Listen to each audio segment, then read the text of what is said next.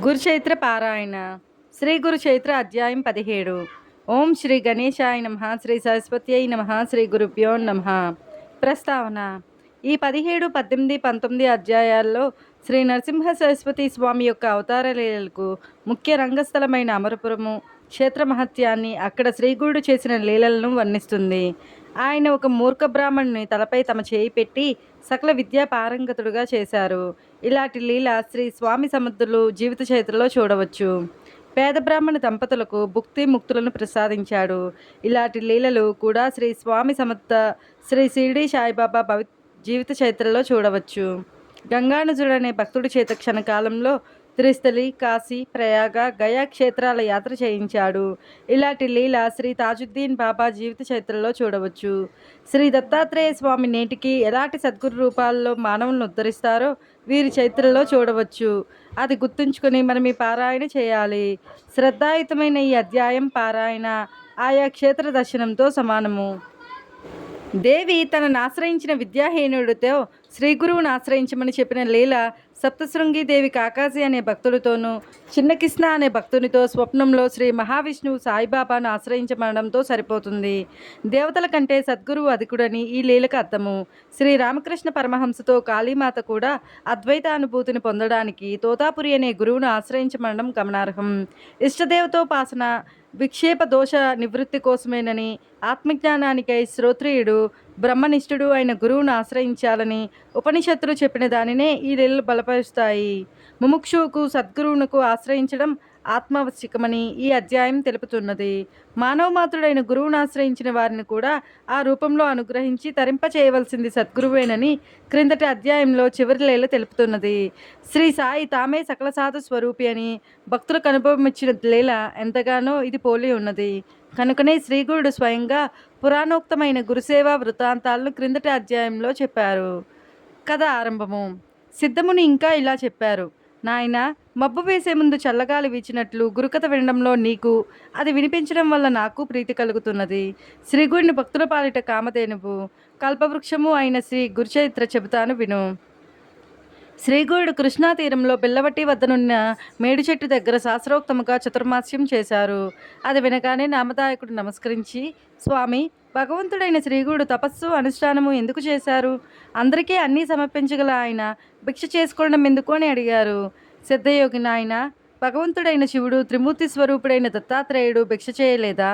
మహాత్ములు తీర్థయాత్ర చేయడము, తపస్సు చేయడము కానీ, భిక్షమెత్తడం కానీ భక్తులను ఉద్ధరించడానికి, సాధువులను సన్మార్గము తెలియజెప్పడానికి మాత్రమే చేస్తారు. అలానే శ్రీగురుడు కూడా భిక్షావృత్తిని స్వీకరించారు.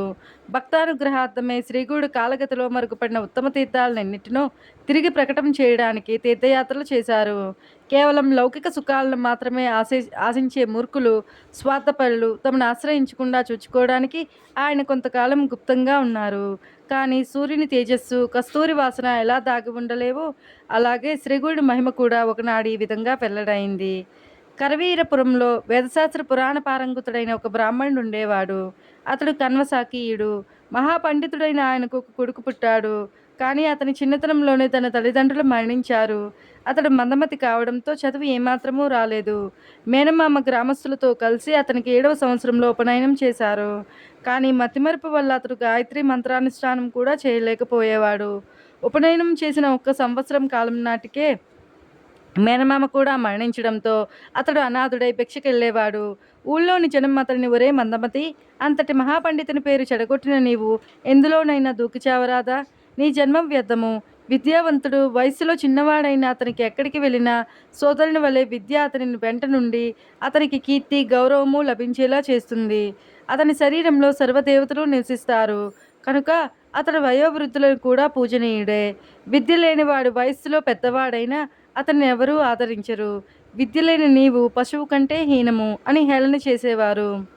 అతడు అందుకు బాధపడి, అయ్యా, మీరు చెప్పినది నిజమే, కానీ నేనేమి చేయగలను? పూర్వజన్మలో నేను విద్యాదానం చేయలేదు కాబోలు నాకు ఈ దుస్థితి ఏర్పడింది. దయతో నాకు విద్య అలవడేందుకు ఉపాయం చెప్పండి అని ప్రాధేయపడేవాడు. అతనికి విద్య చెప్పి చెప్పి విసిగిపోయిన ఆ విప్రులు, నీకిక జన్మలో విద్య రాదు, నీవు భిక్ష చేసుకుని బ్రతకడానికి కూడా పనికిరావు, నీ వల్ల నీ వంశమే భ్రష్టమైంది అని నిందించేవారు. ఆ పిల్లవాడు తన దుస్థితికి నిస్పృహ చెంది ఇల్లు విడిచి బిల్లవటి చేరి కృష్ణానదికి తూర్పు దిక్కున ఉన్న భువనేశ్వరీ దేవిని దర్శించి అక్కడ ప్రాయోపవేశం ప్రారంభించాడు. అలా 3 రోజులు గడిచినా ఆ తల్లి దర్శనమియ్యకపోయేసరికి అతడు పట్టరాని కోపంతో తన నాలుక కోసి దేవి పాదాల వద్ద పెట్టి, అమ్మా, నీవు కూడా నన్ను అనుగ్రహించుకుంటే రేపు నా తల నరికి నీకు సమర్పించి నీ ఎదుటనే ప్రాణాలు విడుస్తాను అని చెప్పుకున్నాడు. నాటి రాత్రి దేవి అతడికి కలలో కనిపించి, నాయనా, నాపై అలగవద్దు. కృష్ణానదికి పడమటి తీరాన ఉన్న మేడి చెట్టు క్రింద తపస్సు చేసుకుంటున్న సన్యాసి సాక్షాత్తు శివుని అవతారము. అపార శక్తిమంతుడు, నీ కోరిక తీర్చగలడు అని చెప్పింది. అతడు వెంటనే నిద్రలేచి బయలుదేరి శ్రీగుడిని దర్శించి సాష్టాంగ నమస్కారం చేశాడు. శ్రీగురుడు ప్రసన్నులై అతని శిరస్సు మీద తమ చేయి ఉంచి ఆశీర్వదించారు.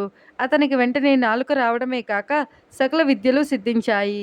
కాకి మానస సరోవరం చేరి రాజహంసగా మారినట్లు, పరశువేది స్పర్శతో ఇనుము బంగారమైనట్లు శ్రీగుడిని హస్తస్పర్శ వలన ఆ విప్రకుమారుడు మహాజ్ఞాని అయ్యాడు.